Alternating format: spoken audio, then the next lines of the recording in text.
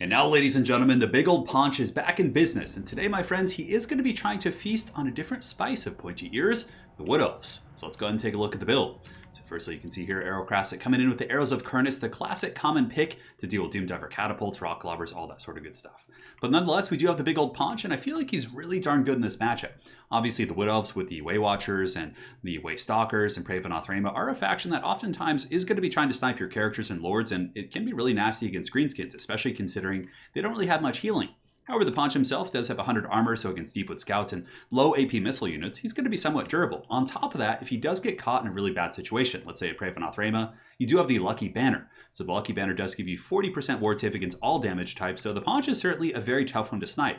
On top of that, these attacks coming in the beginning, the Arrow of Kurnus, for example, he's simply going to be able to heal through that damage with his natural regeneration. And he's really good at clearing out Dryad rushes, War Dancers, pressing into the back line and going after archers. I really do think that the Paunch is going to be a standard pick in this matchup. In the front line, I mean, this is my new way to kind of just play the greenskins in general. I feel like Goblins with Pump Wagons is an extremely cost-effective front line. So the Goblins themselves, Silver Shield, so if they want to waste ammo on the Goblins, these guys are all for it. On top of that, they come in with Dryads and War Dancers and more elite troops. These Snotling Pump Wagons are a very cost-effective anti-infantry option. Good AP, not that you really need it in this matchup, but they do also have a very good bonus versus infantry. Let's go ahead and take a look. I think it's like 15 or 20.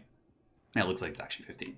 So those pump wagons certainly can get in there and pump those sweet jams. On top of that, we do have 4 groups of the Goblin Wolf Rider Archers, one of which is going to be the Morgrim's Magi Marauders, somewhere over here in the Shadow Realm. And these guys are just an anti-dragon tool, so just give you some battlefield mobility, some anti-skirmish, allows you to kite War Dancers and Dryads.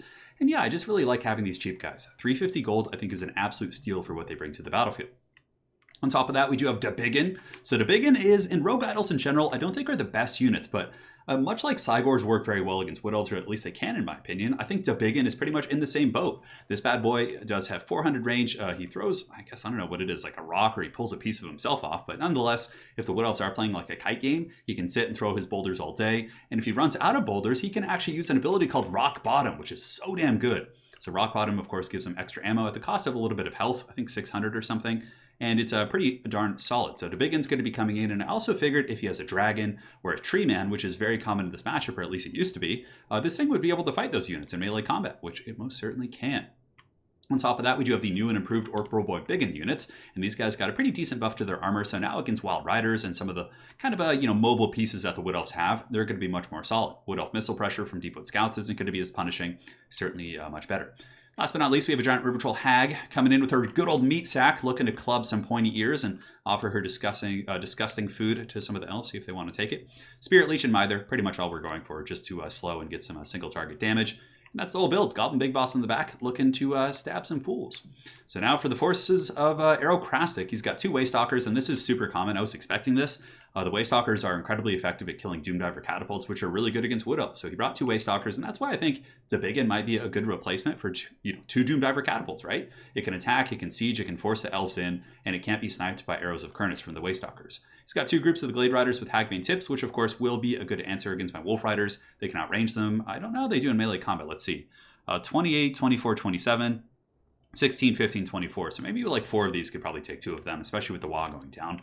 He's got Wild Riders, he's got Deepwood Scouts, a couple War Dancers with the tree coming in, so he does have a nice source of terror in his army for my Goblins, and the Eternal Guard. Also something else to note about my force, you'll notice that everyone in my army is buffed up currently by I think it's called the Spirit of Gork, or Mork, depends on your perspective on things, but everything in my army does get forward leadership. So let's get this show on the road, guys, and have some fun, and see if the Paunch will feast on the Wood Elves tonight. So the arrow fire coming in here from the Wood Elves, getting some Deepwood Scout fire, and does force me back here. Deepwood Scouts, are they Swift Shiver Shards? Doesn't look like it. 180 range on those bad boys should be able to actually force my Morgrim's Magi Marauders back. In the meantime, my giant Gork or Mork Golem is throwing its boulders here at some of the War Dancers, getting some okay damage. I've noticed that it doesn't have the same splash damage as like a Cygor, but I think it's like raw damage output might be a little bit better if it hits something like head on. It's really good at killing like elite models and like Demogryph Knights and Cat pieces, but against infantry it doesn't have the same splash, but it's still not bad. Gets in there and you can see some big damage coming in, taking out about 7 or 8 models. In the meantime, Arrowcrastic's forces are moving forward. He does have a pretty good advantage in the front line. War Dancers will, of course, do some really big DPS against my Goblins. Granted, the Pump Wagons are also a good countermeasure as well. So these War Dancers piling in. The big old Gork or Mork Golem, gonna keep throwing in Debiggen, getting some work done. We also do drop a Spirit Leech. I figured if I could just kind of like wear down the War Dancers and then screen out his archers using my Silver Shields, we'd be in good shape. But nonetheless, the pump wagons have been released here, but Aerocrastic is going to be pulling me back and trying to pull my pump wagons into the danger zone. So that's a pretty good play. But nonetheless, the giant River Troll Hag has a bone to pick, or a fish, whatever. I don't know, whatever's in that thing she's carrying, but she has something to pick here with the Ancient Tree Man. So she's going to be getting in there and slapping this ancient tree with a giant stack of meat, which is something I never thought I would say in my career of commentating Total War. Nonetheless, here, Warden The Paunch coming in, and even though he's a chariot character, he still has good AP and hits pretty hard. So Degradons is popped. You can see all these boar boys are going to be getting their charge as well. So they get leadership, they get weapon damage, melee attack, and we do get some decent DPS on the tree and force it back. It's also afflicted by Mither, which means it's going to be pretty darn slow. Now, as far as the rest of the engagements go, a little bit sloppy here. My Orc Boar Boy Biggins, I meant to charge these guys, but I get a little bit mucked up on spears, which unfortunately drops my charge at the very end, so sloppy play there. But nonetheless, we do have the Rogue Idol in the back dropping some bows and doing some decent damage against Wild Riders. And on this flank, it's going a little bit better. You can see these War Dancers are engaged in combat with Goblins, and the Pump Wagons are pumping all over the faces here of these War Dancers, and certainly getting some good DPS in. Now, as far as the Bounce Power goes, pretty even. We've both taken a little bit of damage. His ammunition is down to about 60%, and he's gotten some good DPS in my Goblins and some of my Orc Boar Boy Biggins on the far side, but we've also been able to collapse his flank a little bit and, use a lot of that ammo. Most of his army is ammunition-based, and if we can kind of drag this out and really get them into a situation where they're forced to come fight in melee versus a Rogue Idol, that's going to be tough for them. Now, Rogue Idol is rocking 42 kills right now. It looks like another one gotten right there. And the Wild Riders do get Scroll of Shielding here from Arrow. They're going to be pushing in and just running down my pump wagon. So he's done a really good job of shutting down my pump wagon play. On this side, it's been a little bit more cost effective for us, but nonetheless, he's done an outstanding job shutting down a lot of those tools. Warden The Paunch is kind of juking. He's, like I said, a very tough one to snipe, and the Rogue Idol still dropping some bombs here on the Wild Riders, and certainly doing a good job. On the far side, the pump wagons are forced to fall back because the War Dancers just shredded my Goblins. And now the wagons, 10 kills and 5 kills, did some good DPS on these guys. You can see the HP of these War Dancers is low, but at the end of the day, they just get forced back. In the forest here, we're also hiding our Goblin Big Boss. I figured just kind of hide him in the trees and bring him out in the late game when it's safer, because he was getting sniped pretty darn hard. Granted, we do have some boars, and these Orc Boar Boy Biggins probably going to bounce over here and try and take out these Wild Riders. And now I kind of figured, okay, I'm behind in this game. The bounce power is in the favor of Aerocrastic. He's been able to push back my main lines, but I kind of just at this point assess the situation. I'm like, okay, his ammunition's a little bit sparse here, and Paunch is going to be super tough to snipe. Not only do Deepwood Scouts, they don't have good AP is the main thing. He has 100 armor, and even if they do snipe him, I have the Lucky Banner, and he's also so quick I can juke some of the shots. Granted, that one did make a pretty square contact there, but yes, we use the Lucky Banner in conjunction with that focus fire. So a lot of this ammo is going to be used on the Paunch, at which point, if the Biggin is still standing at the end of the battle, that's going to be quite scary. Another big boulder coming in, crushing those War Dancers. The Biggin just doing some serious work. And our giant River Troll Hag has healed up to full health. And hopefully here on this side of the map, oh, look at the nice snipes. Really good play there by Arrow. He uses the Arrows of Kernus to just dome my Goblin Big Boss. That guy just gets sent to the Age of Sigmar. But hopefully here, the Piggies will be able to get these Wild Riders. But I actually think I give up chase because they were just so much faster. And he actually ambushed me with some War Dancers here in this little forest. So very good catches for him. Now back in the mainline fight, you can see here the giant River Troll Hag is engaging. I tried to get some Goblin Wolf Riders around the flank to get onto his archers, but he did intercept me here with the Glade Riders. That was a really, really nice play.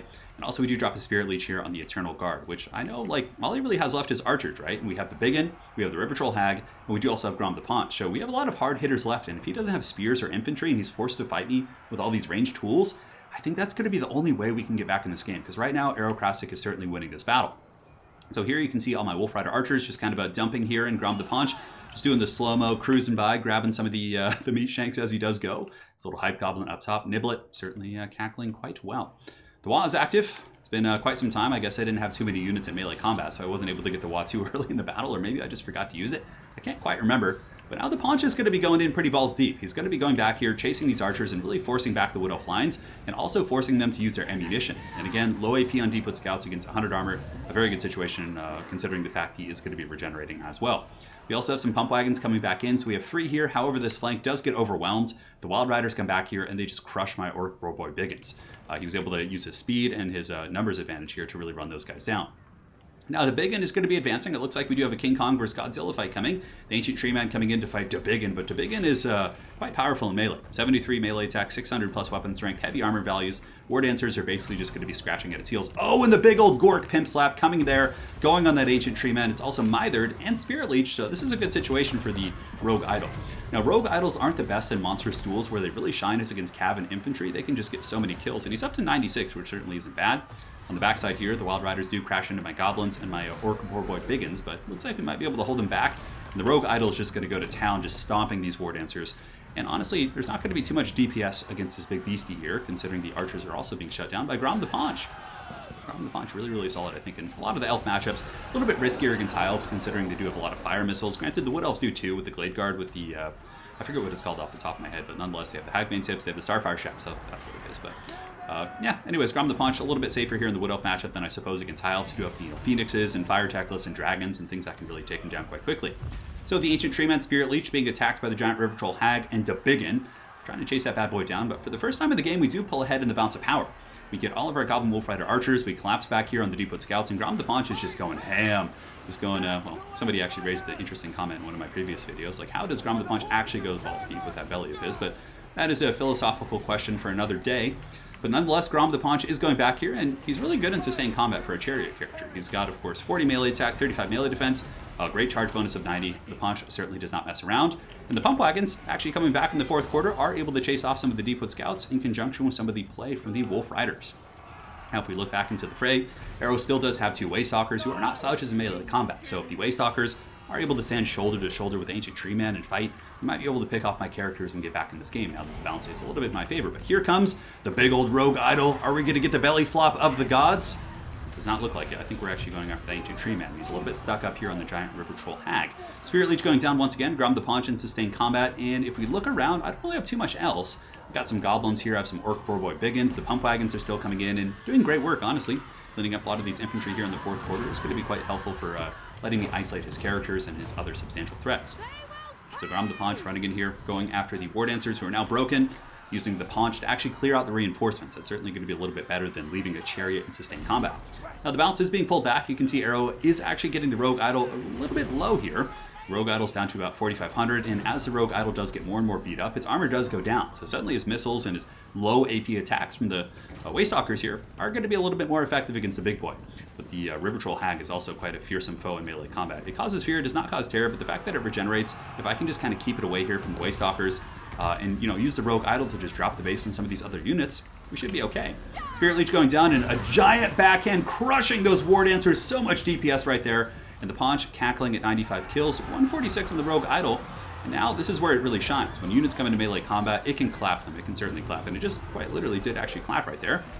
And here we have our Pump Wagon. We have a couple of Goblins actually going after the loose Glade Riders on the edge of the battlefield who are trying to chase off the Pump Wagons. I was basically just trying to save those, and you can see here we do actually break them, which is decent for us because now we can have the Hag fighting the Waystalker. The Hag's a little bit faster though, 54 speed. I should be able to outmaneuver there. But you can see the Rogue Idol is just causing absolute destruction here in this mainline fight.